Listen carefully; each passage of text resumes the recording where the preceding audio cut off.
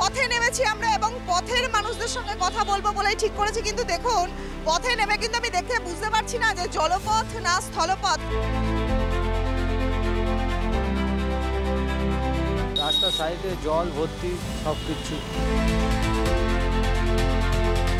এই যখন পরিস্থিতি তৈরি হয়ে রয়েছে, কতখানি গর্ত, একটা দুটো তিনটে, খুবই খারাপ অবস্থা। আচ্ছা কোথা থেকে আসেন? আমি আসছি গৌরীবাড়ি, শ্যামবাজার গৌরীবাড়ি থেকে আসছি।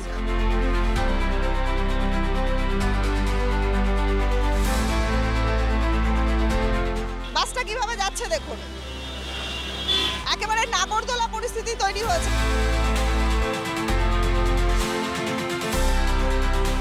পর্যন্ত ইট রয়েছে, তার তলায় দেখতে পাচ্ছি অনেকখানি নিচু গ্যাপ, মানে ইট দিয়ে যতটা বাঁধিয়ে দেওয়া হয়েছে তারপরে আবার এতখানি জায়গা ভেঙে গেছে। যে করে না 3 মাস 4 মাস থাকে আবার রাস্তা খারাপ, মানে সেইভাবে ঠিকঠাকভাবে করা হয় না।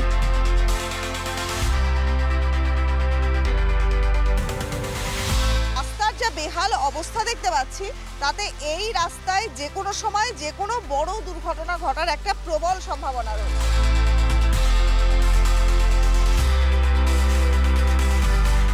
এখানে রাবিশ ফেলে ছেড়ে দিল, দিয়ে সেই গাড্ডা, সেই জল জমা, রাস্তা ঠিক হলো না।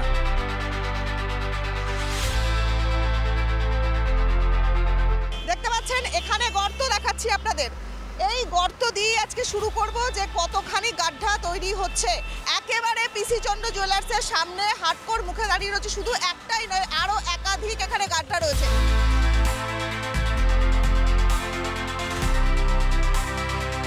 কিন্তু তারপরেও এরকম পরিস্থিতি কেন তৈরি হবে, প্রশ্ন থাকছে। যা দেখবো তাই দেখাবোতে। দেখুন যা দেখবো তাই দেখাবো, আজ রাত 9:30টায়।